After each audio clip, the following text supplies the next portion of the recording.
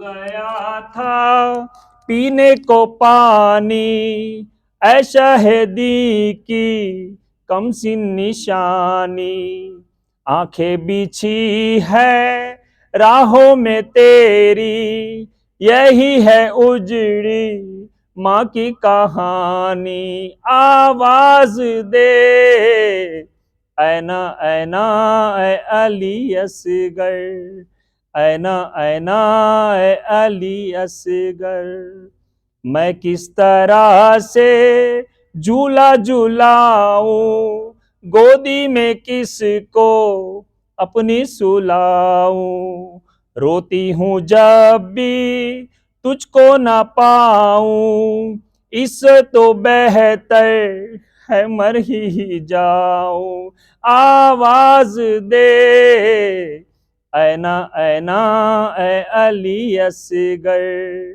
اینا اینا اے علی اصغر، اینا اینا اے علی اصغر، عظمت علی اصغر علیہ السلام پر بلند تر صلوات۔ اللہ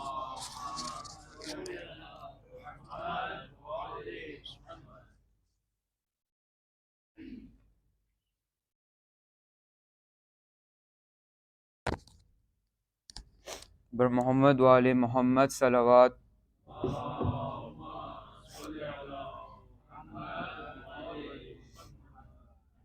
آج بھی زینب کی آتی ہے صدا بھائی حسین، آج بھی زینب کی آتی ہے صدا بھائی حسین، تیرا چہرہ تیری آنکھیں بھول کب پائی حسین، چلتے ناکے سے گھرایا خود کو جلتی ریت پر، چلتے ناکے سے گھرایا خود کو جلتی ریت پر، گھٹنیوں کے بل میں تیری لاش تک آئی حسین، بس میں گھبرائی تھی خنجر تجھ پہ چلتا دیکھ کر، بس میں گھبرائی تھی خنجر تجھ پہ چلتا دیکھ کر، پھر کسی مشکل میں گر کر میں نہ گھبرائی حسین، کون تھا جو مرنے والوں میں نہیں تھا خوبرو، کون تھا جو مرنے والوں میں نہیں تھا خوبرو، بھولنے بیٹھی تو کس کس کی نہ یاد آئی حسین، آج بھی زینب کی آتی ہے صدا بھائی حسین، بہہ رہے تھے آنکھ سے آنسو تیری رخصت کے وقت، بہہ رہے تھے آنکھ سے آنسو تیری رخصت کے وقت، پھر کوئی آنسو نہ ٹپکا، آنکھ پتھرائی حسین، آج بھی زینب کی آتی ہے صدا بھائی حسین، اور محمد وآل محمد صلی اللہ علیہ وسلم.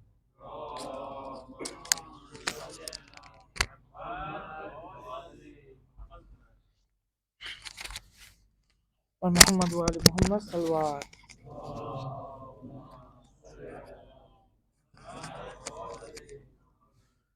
پہنچی خبر جو خیموں میں، عباس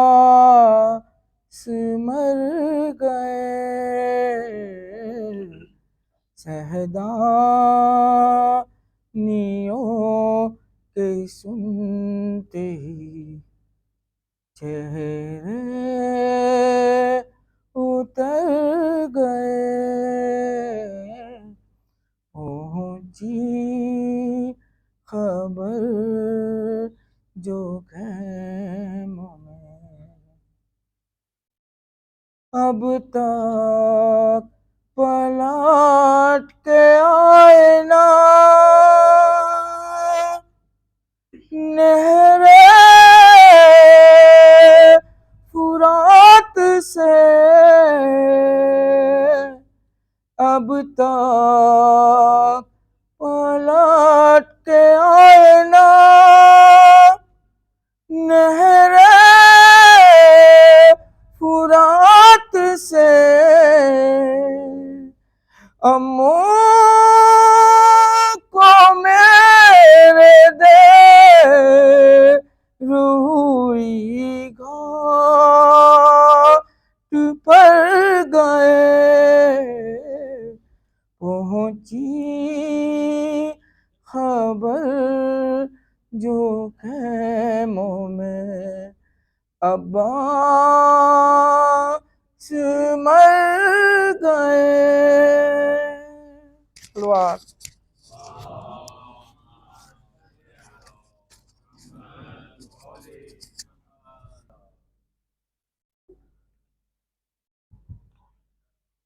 فاتحہ. بسم اللہ الرحمن الرحیم.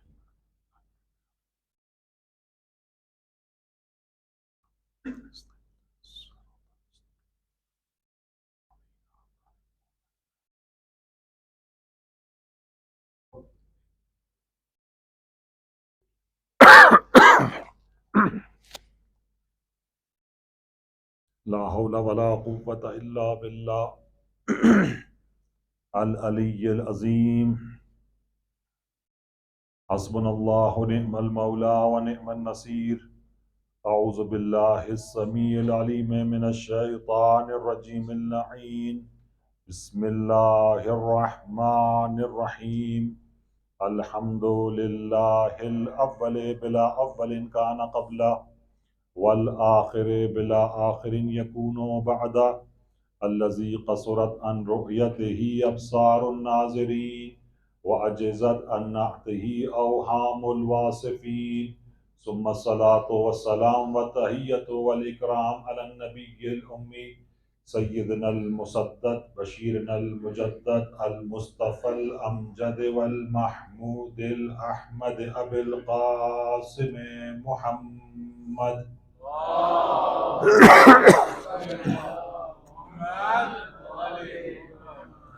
وعلى أهل بيته الطيبين الطاهرين المعصومين المظلومين، ولعنة الدائمة على أعدائهم أجمعين من الآن إلى لقاء يوم الدين.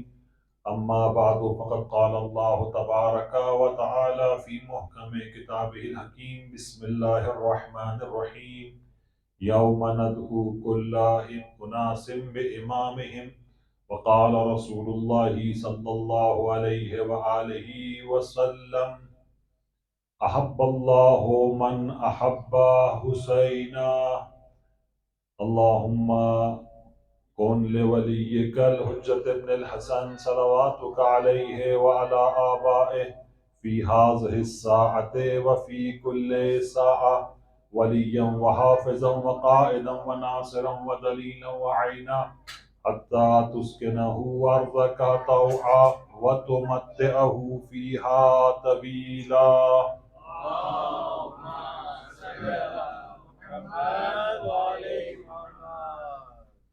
السلام عليك يا أبا عبد الله وعلى الأرواح التي هلت بفنائك، عليك مني سلام الله أبدا ما بقيت وبقي الليل والنهار، ولا جعله الله آخر العهد مني لزيارتكم.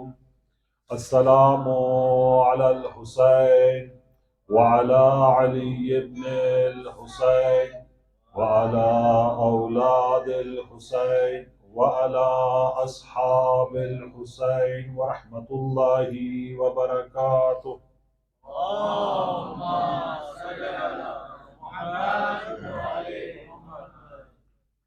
اسے اچھے انداز میں آپ سب مل کے باواز بلند صلوات پڑھیں.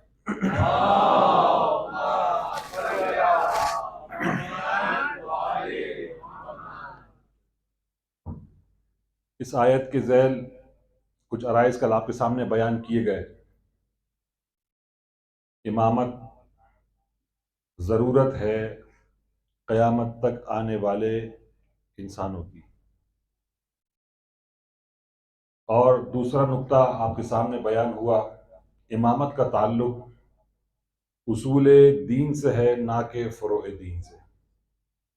اگرچہ کہ مسلمانوں میں ایک نظریہ یہ بھی پایا جاتا ہے کہ امامت اور خلافت اس کا تعلق فروع دین سے ہے. جو دلیل آپ کے سامنے بیان کی گئی، امامت کا عقیدہ ویسے ہی واجب ہے جیسے رسالت کا اور توحید کا عقیدہ رکھنا ضروری ہے، کیونکہ امامت تسلسل ہے، ادامہ ہے نبوت کا اور رسالت کا. رسالت کے بغیر، نبوت اور خاتمیت کے عقیدے کے بغیر امامت فائدہ مند نہیں. امامت نام ہے نیابت نبوت حضرت محمد مصطفیٰ صلی اللہ علیہ وآلہ وسلم.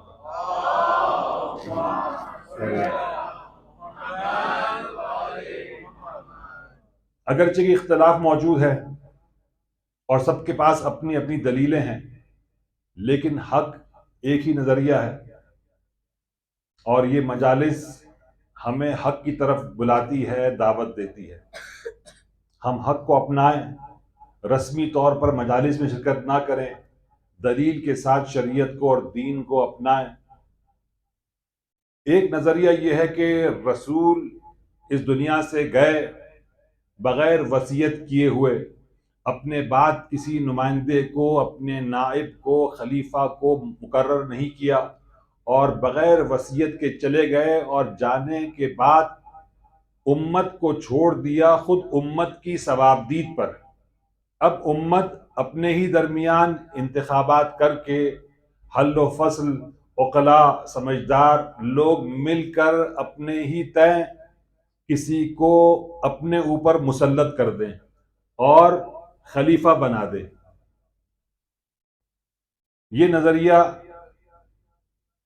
خلافت کے بارے میں ملتا ہے کہ رسول نے کوئی وصیت نہیں کی،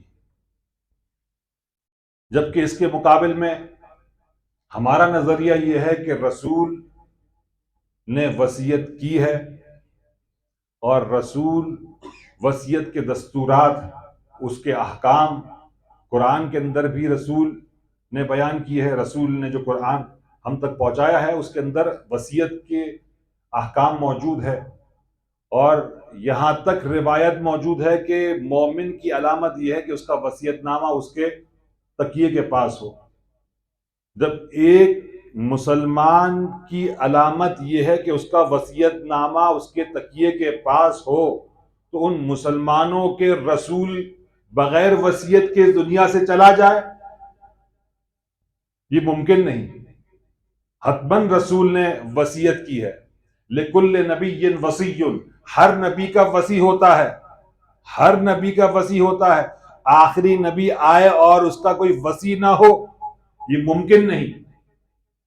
آخری نبی کا بھی وصی ہے، اور رسول نے اپنے وصی کا اعلان صرف غدیر خم میں نہیں کیا، بلکہ اول نبوت دعوت ذوالعشیرہ میں کون ہے جو اس رسالت میں میری مدد کرے گا، تو اس وقت مولا کائنات امیر المومنین علی ابن ابی طالب کھڑے ہوئے کہتے ہیں کہ یا رسول اللہ انا ناصرکم، میں آپ کی نصرت کروں گا۔ تو اس وقت کہا کہ اے علی تو میرا بھائی ہے، تو میرا وصی ہے، تو میرا جانشین ہے، اور وہیں سے اعلان وصایت اور خلافت اور امامت رسول نے کر دیا۔ یہ کہنا غلط ہے، رسول کی توہین ہے، رسول پر تہمت باندھنا ہے کہ رسول نے اپنے بعد کسی کو مقرر نہیں کیا، یہ توہین رسالت ہے، توہین رسول ہے۔ تو عزیزو، ہم تو یہاں تک کہتے ہیں کہ رسول اپنی شہادت سے 70 دن پہلے، اپنی وفات سے 70 دن پہلے غدیر خم کے میدان میں اعلان کر رہے ہیں من کنت مولا فہذا علی مولا، میں جس کا مولا ہوں علی اس کے مولا ہے۔ اب بعض افراد کہتے ہیں کہ یہاں پر مولا کا مطلب دوست ہے، رسول یہ کہنا چاہ رہے ہیں کہ میں جس کا دوست ہوں علی بھی اس کا دوست ہے۔ سوال یہ پیدا ہوتا ہے، غدیر خم کا میدان، حجاج کا مجمع، تپتی دھوپ، اتنی بھیڑ، ہر حاجی کو جلدی ہے کہ اپنے وطن پہنچے، رسول ٹھہرا رہے ہیں، اور 1-2 گھنٹہ نہیں 3 دن رسول نے میدان غدیر میں قیام کیا۔ تمام مسلمان ساتھ ہیں۔ مکے سے نکلتے ہوئے 13 ذی الحج کو رسول نے ندا دلوا دی، اعلان کر دو۔ کیا اعلان کر دو؟ کل رسول کی معیت میں سب کے سب غدیر کے میدان کی طرف جائیں، حتیٰ کہ اہل مکہ بھی رسول کے ہمراہی غدیر میں پہنچیں، سوائے ان افراد کے جو معذور ہو۔ اب دیکھیں، حاجی حج کرنے آیا ہے، عراق سے آیا ہے، شام سے آیا ہے، یمن سے آیا ہے، حج کرنے کے بعد پلٹ جائے گا اپنے علاقے میں، لیکن جو خود مکے والے ہیں، اہل مکہ ہے تو مکے میں رہیں گے۔ لیکن رسول کس قدر شدت سے یہ اہتمام کر رہے ہیں کہ تمام حجاج، حاجی وہ ہے کہ یوم ولدت امو، حج کیا گویا کہ ایسے کہ آج دنیا میں آیا ہو، سارے گناہ دھل گئے۔ اب ان حاجیوں میں، ان پاکیزہ مسلمانوں میں اعلان امامت اور خلافت اور وصایت کرنا ہے۔ اب رسول سب کو جمع کر رہے ہیں، یہاں تک کہ اہل مکہ بھی غدیر کے میدان میں پہنچے۔ جو آگے نکل گئے ہیں انہیں واپس بلایا گیا، جو پیچھے ہیں ان کا انتظار کیا گیا، اونٹوں کے پالانوں کا منبر بنایا گیا، اور وہ عظیم خطبہ، طویل خطبہ اللہ کے رسول نے دیا، جہاں اقرار قولی بھی لیا، اقرار عملی بھی لیا۔ 2 خیموں کو نصب کر دیا، ایک خیمے میں رسول اللہ بیٹھے ہوئے ہیں، ایک خیمے میں مولا کائنات بیٹھے ہیں۔ آئے رسول کے ہاتھ پر بیعت کریں، اور رسول کے وصی برحق جو دوسرے خیمے میں تشریف فرما ہے اس خیمے میں آ کر بیعت کریں، اور عورتوں کو بھی اس بیعت کے اندر شامل کیا گیا۔ تالاب ہے، پانی کا تالاب ہے، درمیان میں پردہ ہے، ایک طرف ہاتھ ڈالے ہوئے مولا کائنات بیٹھے ہوئے ہیں، اور اس طرف آنے والی یہ خواتین ایک ایک کر کے آتی ہے اور بیعت کرتی چلی جاتی ہے۔ اور رسول کا جو تاریخی جملہ ہے، من کنتو مولا ہو، میں جس کا آقا اور اولا بالتصرف ہوں، علی اس کے بھی آقا ہیں۔ رسول آقا ہیں آدم کے تو علی بھی آدم کے آقا، رسول آقا ہیں موسیٰ کے تو علی بھی موسیٰ کے آقا، رسول آقا ہے عیسیٰ کے تو علی بھی آقا ہے عیسیٰ کے۔ رسول اگر مولا ہے اور آقا ہے، سرپرست ہے ابراہیم جیسے اولو العزم پیغمبر کے، تو علی بھی ابراہیم کے آقا اور اولا پہ تصرف ہے۔ صلوات بر محمد و آل محمد۔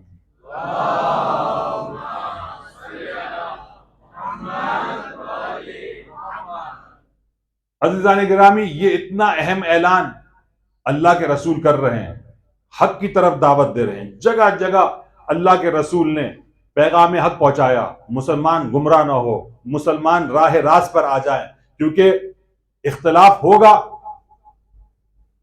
اور ایسے جملے اللہ کے رسول مولا کائنات کے بارے میں ارشاد فرما کے گئے ہیں کہ یہی جملے حق اور حقیقت تک پہنچنے کے لیے کافی ہے. علی مع الحق، علی حق کے ساتھ ہے. والحق مع علی، اور حق علی کے ساتھ ہے، حق علی کے ساتھ ہے. اللہم ادر الحق، اے خدا تو حق کو بھیج دے، پلٹا دے. ہے سو ما دار علی، جس طرف علی جائیں حق اس کے پیچھے پیچھے چلتا جائے. حق اپنی حقانیت میں محتاج ہے علی ابن ابی طالب کا. حق بھی حق نہیں بن سکتا جب تک کہ علی ابن ابی طالب کو فالو نہ کرے. تو عزیزو، یہ جملے اب جو علی کے مقابل میں آ جائے، شیخ مفید جس کو امام زمانہ نے اپنا بھائی کہا ہے، بغداد کے اندر ان کا مناظرہ ہوا ایک عالم سے، قاضی سے. اب جب مناظرہ ہوتا ہے تو علمی اور دلیل سے بات کی جاتی ہے، ایسا نہیں کہ لفاظی ہو، جھگڑا ہو، اختلاف ہو. اور شیخ مفید کے مناظرات مشہور ہیں اور کثیر ہے، بہت وافر مقدار میں ہے. انہی مناظروں میں سے ایک مناظرہ شیخ مفید نے کہا کہ کیا حدیث غدیر من کنت مولا ہو فہذا علی مولا، کیا یہ حدیث آپ کی کتابوں کے اندر موجود ہے؟ کہا کہ ہاں، یہ متفق علیہ ہے، اور ہم سب اس کو مانتے ہیں کہ غدیر میں رسول نے یہ اعلان کیا تھا من کنت مولا ہو فہذا علی مولا. تو پھر مولا کا مطلب کیا ہے؟ کہا کہ آقا، امام، خلیفہ، نائب. تو پھر شیخ مفید نے کہا پھر اختلاف کیوں؟ ہم اور تم میں اختلاف کیوں ہے؟ ہم بھی آقا مانتے ہیں، تم بھی آقا مان لو. خلافت بلا فصل مانو. کہا کہ رسول کی رحلت کے بعد مولا کائنات کے علاوہ کسی اور کو خلیفہ بنا دیا گیا تو وہ خلیفہ بن گئے. کہا کہ رسول کی حدیث موجود ہے، اس حدیث کے مقابل میں کسی کو خلیفہ بنانا کس حد تک صحیح ہے؟ کہا کہ دیکھیں مسئلہ یہ ہے، حدیث غدیر روایت ہے، حدیث غدیر روایت ہے، اور خلیفہ کا منتخب ہونا درایت ہے. درایت کیسے کہتے ہیں؟ کہ جو خارج کے اندر، جو واقع میں وقوع پذیر ہو، واقع ہو. جب ٹکراؤ ہو جائے روایت اور درایت میں، روایت حدیث غدیر من کنت مولا ہو فہذا علی مولا، اور درایت کیا ہے؟ سقیفہ کے اندر خلیفہ منتخب ہوا، جو واقع ہے. جب ٹکراؤ ہو جائے روایت اور درایت میں تو عاقل انسان روایت کو چھوڑ دیتا ہے، درایت کو اپناتا ہے. اسی وجہ سے ہم درایت پہ عمل کرتے ہیں، آپ روایت پہ عمل کرتے ہیں، ہم درایت پہ عمل کرتے ہیں. عاقل انسان درایت پہ عمل کرتا ہے. شیخ مفید مذہب کا دفاع کر رہے ہیں. اب کیا جواب دیا جائے؟ کہا کہ میرا ایک سوال ہے، یہ بتاؤ جنگ جمل واقع ہوئی تھی؟ کہا کہ جنگ جمل ہوئی تھی. کون کون آیا تھا؟ فلاں فلاں اور فلانا آئے تھے. یہ لوگ آئے تھے علی کے مقابل میں. کہا کہ رسول کی حدیث ہے، یا علی حربوں کا حربی سلموں کا سلمی. اے علی، جس نے تجھ سے جنگ کی اس نے مجھ سے جنگ کی. جو جنگ جمل میں مولا کائنات کے مقابل میں آ گئے وہ صرف علی کے مقابل میں نہیں آئے بلکہ وہ اللہ کے رسول کے مقابل میں آئے ہیں. کہا کہ ٹھیک ہے، ہم اس کو مانتے ہیں. جو علی کے مقابل میں آیا وہ رسول کے مقابل میں آیا، جو رسول کے مقابل میں آیا تو وہ اللہ کے مقابل میں آیا. اس کا ٹھکانہ آپ سب جانتے کیا ہے. اب کیا کیا جائے؟ اب انہوں نے جواب دیا، قاضی نے جواب دیا، دیکھیں شیخ صاحب، مسئلہ یہ ہے کہ جنگ تو کی لیکن جنگ کے بعد توبہ کر لی تھی. جنگ کے بعد توبہ کر لی تھی. اب جو گناہ ہوا یا جو بھی مشکل ہوئی، توبہ نے وہ سارے گناہ دھو دیے. التائب عن ذنب کمن لا ذنب لہ، گناہ سے توبہ کرنے والا ایسا ہے کہ گویا کہ اس نے بھی گناہ نہ کیا ہو، توبہ کر لی تھی. اب شیخ مفید نے کہا دیکھو یہاں پر توبہ کرنا روایت ہے اور جنگ میں آنا درایت ہے. عاقل آدمی روایت کے سامنے درایت کو اپناتا ہے، روایت کو چھوڑ دیتا ہے. یہاں پر تم الٹا چل رہے ہو، روایت کو لیتے ہو، درایت کو چھوڑتے ہو جب اپنا مطلب ہوتا ہے. تو عزیزو، یہ مجالس ہمیں دعوت دیتی ہے حقانیت کی طرف. موضوع ہمارا امامت ہے اور امامت کے ذیل میں 2 نقطے بیان ہوئے. آج موت سے متعلق کچھ چیزیں آپ کے سامنے بیان کی جائے گی. موت معاد کے عقیدے میں سے ایک، اس کا جو فہرست ہم اگر معاد کی نکالے تو اس میں سے سب سے پہلی چیز جو معاد کے اندر آتی ہے وہ موت ہے. دیکھیں یہ دنیا اور آخرت، آخرت شروع ہوتی ہے قبض روح سے.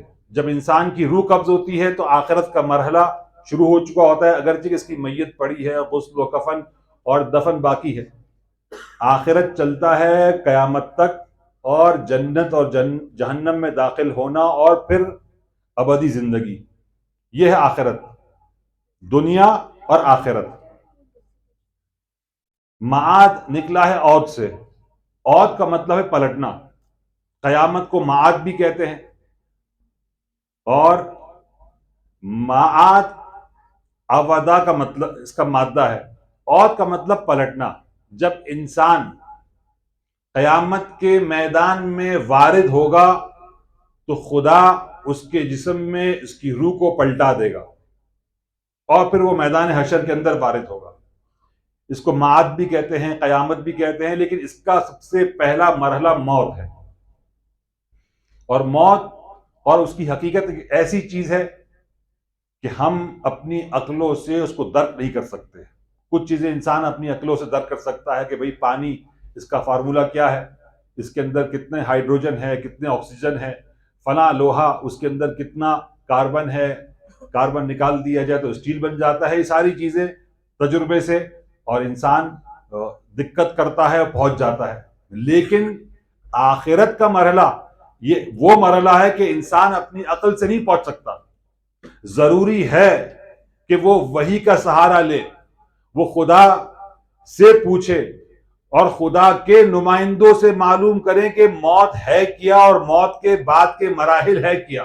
ورنہ انسان کی عقل کے اندر یہ قدرت نہیں کہ وہ آخرت کے مراحل کو جان سکے. اب اس کی مثال آپ کے سامنے ہم پیش کریں. جیسے ماں کے شکم میں بچہ، ماں کے پیٹ میں بچہ، اس بچے سے آپ کہیں کہ بھئی یہ دنیا ہے، دنیا کے اندر افریقہ ہے، افریقہ کے اندر کانگو ہے، اس کے اندر یہ شہر ہے، فلاں بولی ہے، فلاں زبان ہے، فلاں کرنسی ہے، فلاں کام ہے، فلاں یہ ہے، تو بچہ نہیں سمجھ پائے گا. وہ بچہ شکم مادر کے اندر ایسا ہے کہ اس کو کچھ بھی کہیں، دنیا کی ساری معلومات اسے دے دیں، وہ سمجھ نہیں پائے گا، کیونکہ وہ اس عالم میں آیا ہی نہیں ہے. اسے پتا ہی نہیں کہ اس عالم کے کیا تقاضے ہیں، اس عالم میں کیا کیا چیزیں ہیں. ہم بھی اس عالم آخرت میں گئے نہیں ہیں، ہم بھی نہیں جان سکتے کہ موت کے بعد کیا کیا چیزیں پیش آئے گی. ہم یہاں آنے سے پہلے اپنے وطن میں تھے، کچھ تھوڑی بہت چیزیں ہم نے سنی تھی، معلومات حاصل کی، بولی یہ بولی جاتی ہے، ویزا اس طرح ملتا ہے، فلائٹ جاتی ہے اور ساری چیزیں. پھر ہم نے انفارمیشن لی اور اپنے آپ کو آمادہ کیا کہ ہم اپنے آپ کو اپنے وطن سے اس شہر میں پہنچائیں. تو عزیزو، اسی طریقے سے موت سے پہلے موت کی معرفت حاصل کرنا تاکہ عالم آخرت میں اپنے آپ کو صحیح اور سالم طریقے سے پہنچائے، تاکہ ہمیں وہاں جو ابدی زندگی گزارنی ہے اس کا انتخاب ہمیں اس دنیا میں کرنا ہے. ہمیں جانا ہے جنت میں یا جہنم میں. علی حبہ جنہ، علی وہ ہے کہ جس کی محبت ڈھال ہے جہنم کی آگ سے. قسیم النار والجنہ، علی تقسیم کرنے والے ہیں جنت اور جہنم میں.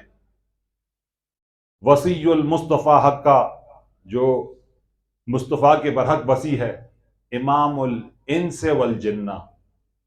اور یہ امام شافعی نے مولا کے بارے میں لکھا کہ جو امام ہیں انسانوں اور جنوں کے. اب موت کے بارے میں ہم ایسے ہیں جیسے بچہ ماں کے شکم میں. اگر کوئی آگے بتائے تو پتا چلے گا. یا تین طریقے ہیں، یا قرآن سے ہم عالم آخرت کے بارے میں جانیں، یا رسول اللہ ہمیں آ کر بتائیں، یا رسول کے برحق اوصیاء اور خلیفہ اور نمائندہ آ کر بتائے کہ بھئی موت یہ ہے، موت کے بعد کے مراحل یہ ہے، جنت اور جہنم میں جانے کے یہ راستے ہیں اور اس سے بچاؤ کے یہ راستے ہیں. جنت چاہتے ہو تو یہ عقیدہ کرو، یہ اعمال انجام دو. تو عزیزو، موت کے بارے میں وحی اور وہ کہ جن پر وحی اور الہام ہوتا ہے وہی بتا سکتے ہیں، کیونکہ ہم اس مرحلے سے گزرے نہیں ہیں. موت آئے گی اور موت آنے کے بعد ہم بتانا بھی چاہیں گے تو اپنے ساتھیوں کو نہیں بتا سکتے. صلوات پڑھے محمد و آل محمد پر.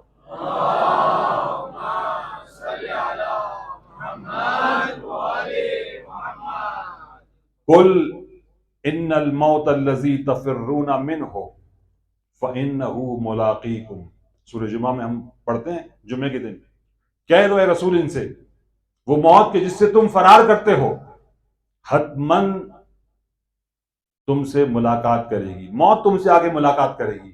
اب ملاقات تو کرے گی، جب ملاقات ہوگی تو پھر اب اپنے ساتھیوں کو نہیں بتا سکتے کہ آخرت کے مراحل کیا ہے اور اس کے تقاضے کیا ہے. لہذا ہم محتاج ہیں کہ ان سے پوچھیں کہ جو عالم آخرت سے واقف ہے، خدا نے ان پر وحی نازل کی ہے، الہام سے ان کو بتایا ہے. اور موت ایک ایسی چیز ہے کہ اس کے لیے ہر انسان ڈرتا ہے، ڈرنا فطری چیز ہے، لیکن آمادہ، اپنے آپ کو ریڈی رکھنا، اپنے آپ کو تیار رکھنا. اللہ کے رسول حضرت محمد مصطفیٰ صلی اللہ علیہ وآلہ وسلم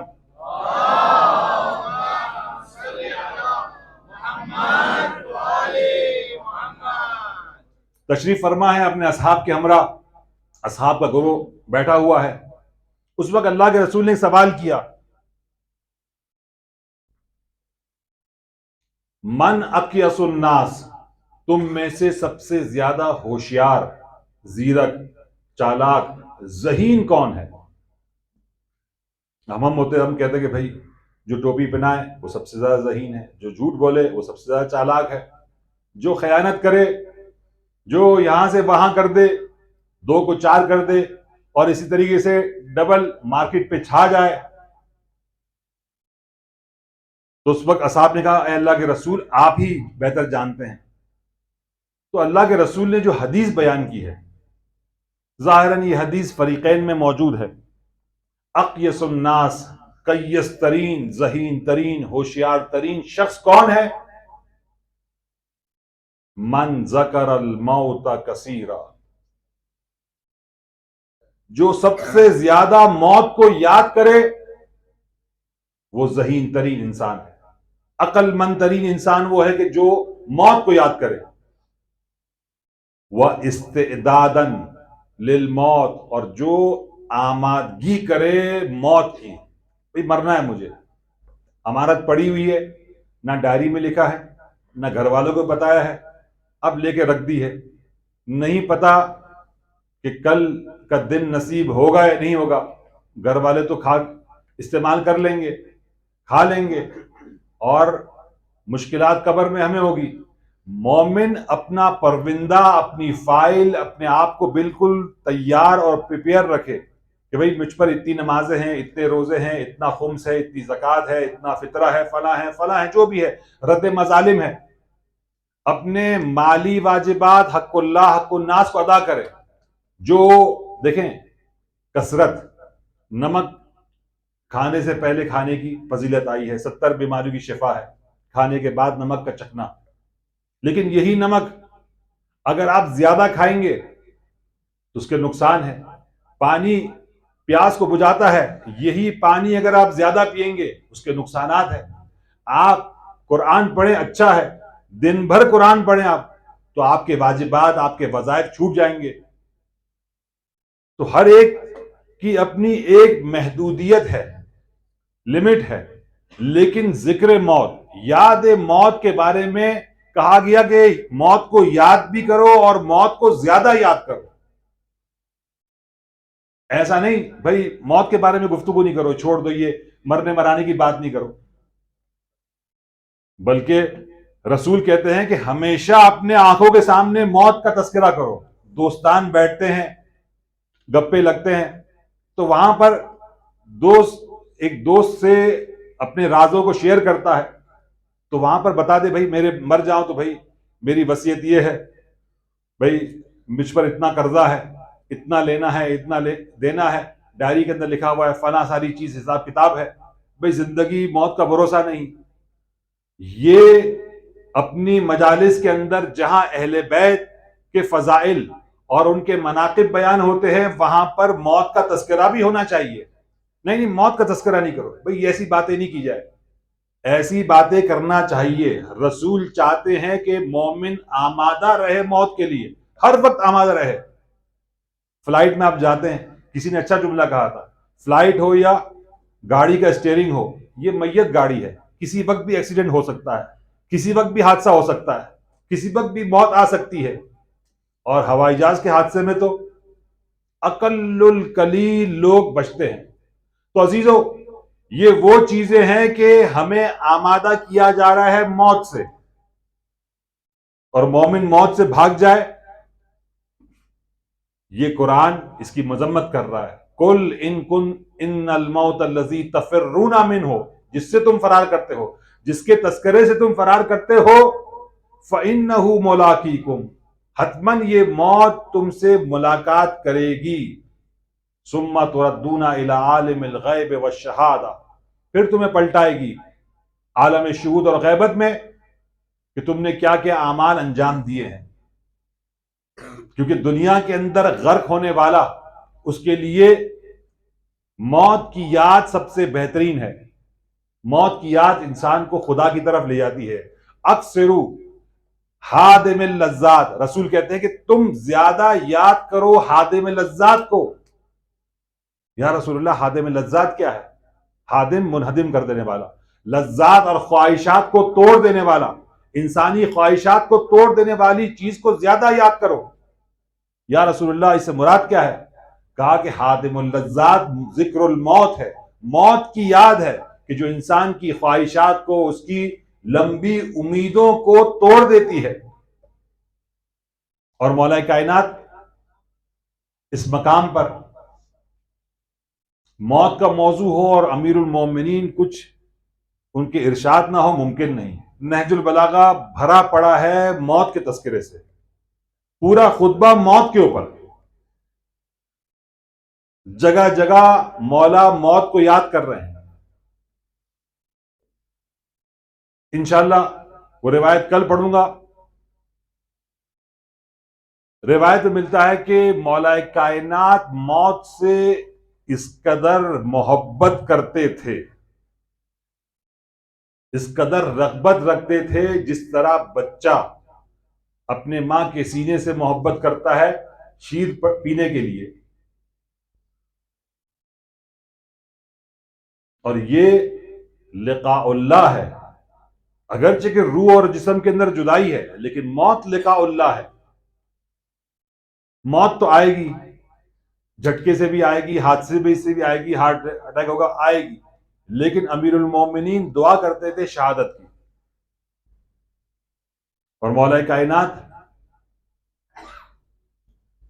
جو حسین پر گریہ کرتا ہے, خاص امیر المومنین کی نظر تھی ان پر.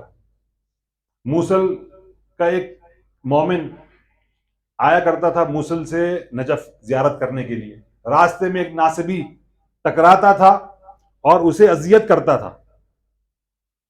ہاں نجف جا رہے ہو نا, علی کے روزے پر جا رہے ہو, جملے کستا تھا کیونکہ ناصبی تھا. اس نے کہا کہ میں تیری شکایت کروں گا امیر المومنین سے. کہا کہ جو کرنا ہے کر لے, جو بگاڑنا ہے بگاڑ لے. اب یہ مومن دل بھرا, مولا کے روضے پہنچا, زری کو پکڑ کر بد دعا کی, مولا وہ فلاں ناصبی مجھے راستے میں تنگ کرتا ہے, اذیت کرتا ہے, مولا آپ اس کا انتقام لیں. مولا خواب میں آتے ہیں, مولا کہتے ہیں کہ ہم تیری یہ خواہش پوری نہیں کر سکتے. یا امیر المومنین وہ تو ناصبی ہے, مجھے اذیت پہنچاتا ہے. امام نے کہا دیکھ, اس ناصبی کا ایک حق ہماری گردن پر ہے. مولا اس ناصبی کا کوئی حق آپ کی گردن پر؟ کہا کہ ہاں. جب یہ شخص نہر فرات کے پاس بیٹھا ہوا تھا, دریا بہ رہا تھا, پانی کو دیکھتے دیکھتے ایک مرتبہ اس کے ذہن میں خیال آیا, روز عاشور, کاش عمر سعد امام حسین کو پانی پلا دیتا. اور یہ احساس کرنے کے بعد اس کا دل منقلب ہوا اور اس کے آنکھوں سے آنسو کا ایک قطرہ خارج ہوا. یہ حسین کے غم میں نکلنے والا آنسو کا ایک قطرہ, یہ حق مجھ پر ہے, ہم اسے بد دعا نہیں دے سکتے. یہ مومن پلٹا, راستے میں اس ناصبی سے ملاقات ہوئی, کہا کہ شکایت کر لی. کہا کہ میں کیا کروں, مولا کا یہ پیغام ملا ہے. اور مولا نے بتایا کہ ہم اس کے لیے بد دعا نہیں کر سکتے. کہا کیوں؟ وہ پورا واقعہ بتایا کہ اس کا حق ہماری گردن پر ہے, کیونکہ یہ حسین ابن علی کے لیے اس کا دل غمزدہ ہوا, آنکھوں سے آنسو جاری ہوا, ہم اس کے لیے بد دعا نہیں کر سکتے. یہ جملہ کہنا تھا. وہ ناصبی کہتا ہے کہ خدا شاہد ہے کہ یہ راز میرے اور خدا کے درمیان میں تھا, اور کوئی نہیں تھا. جب میرا دل مغموم ہوا, آنکھوں سے آنسو جاری ہوئے, یہ علی اس قدر کریم ہے. اب یہ مولا کی عنایت باطل سے حق پر آیا, مولا کی ولایت کو اس نے اپنایا. ہاں عزیزو, حسین ابن علی پر جو گریہ کرتا ہے تو صادق آل محمد فرماتے ہیں کہ یہ تمہارے آنسو کس قدر تمہیں کام آئیں گے. چھٹے امام کہتے ہیں کہ زمانے کا امام ملک الموت سے کہتا ہے, اے ملک الموت, یہ میرے حسین پر گریہ کرتا تھا.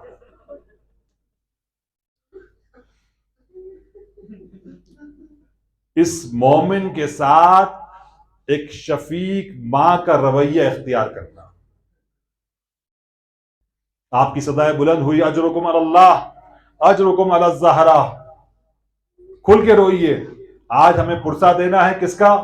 وہ کہ جو مقدمہ کربلا ہے, مسلم ابن عقیل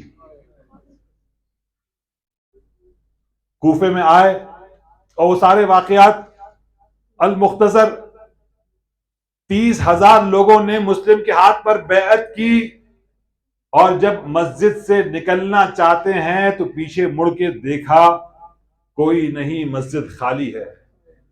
ناکے لگ چکے ہیں, کوفے کے دروازے پر 2,000 سپاہی پہرا دے رہے ہیں, اور مسلم کی تلاش جاری ہے. کہیں پر بھی مسلم ملے تو اس کو گرفتار کر کے لایا جائے. ابن زیاد نے انعام رکھا ہے. اب مسلم بیچارے کبھی اس کوچے میں کبھی اس گلی میں قدم رکھتے کہیں ہیں, پڑھتے کہیں ہیں, مسلم پریشان ہے, بچے کہیں اور ہے. یہ مسلم ابن عقیل ایک مرتبہ چلتے چلتے ایک گھر کے سامنے آ کر بیٹھ گئے. ایک بڑھیا باہر آئی, توآ نامی, کہا کہ اے شخص کیا بات ہے؟ مسلم نے پانی طلب کیا, پانی پلایا. اس بڑھیا نے کہا کہ اے شخص تو مسافر ہے, یہاں سے جاتا کیوں نہیں؟ کوفے کے حالات پر آشوب ہے. مسلم کہتے ہیں کہ میں غریب الوطن ہوں, جاؤں تو کہاں جاؤں, کوفے میں میرا کوئی گھر نہیں.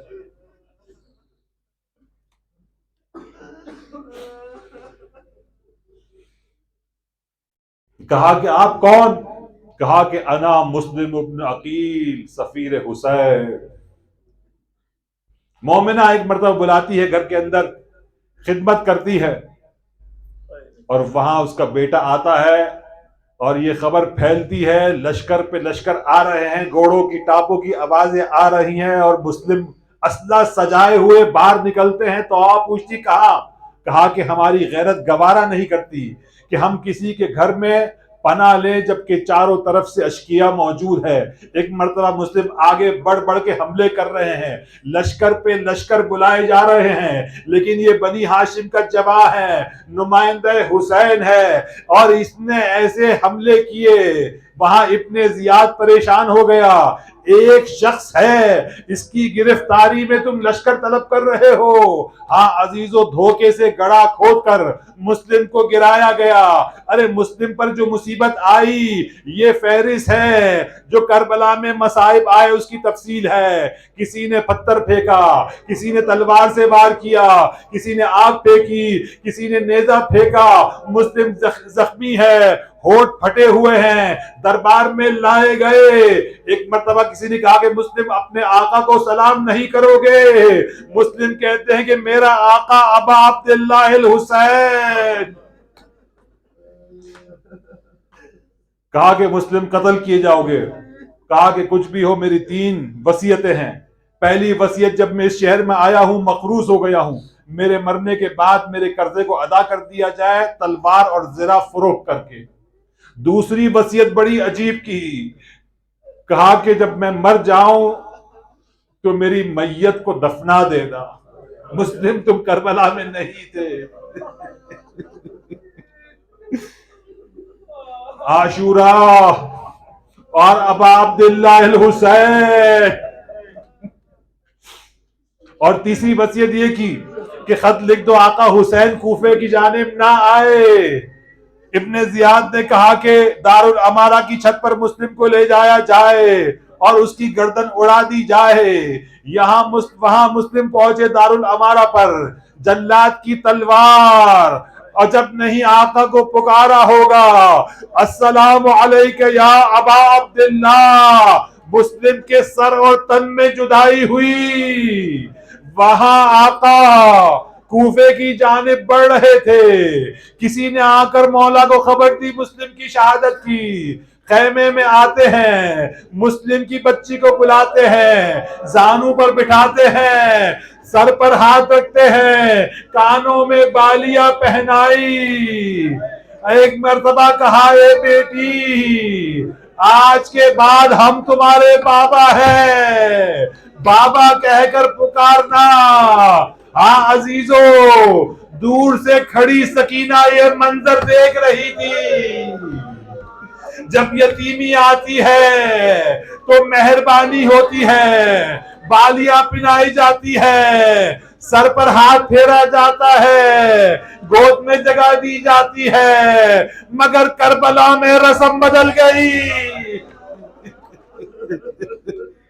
بعد شہادت امام حسین دامن میں آگ لگی, تماچے پڑے, بالیاں چھینی گئی. این ابھی, کہاں ہو بابا.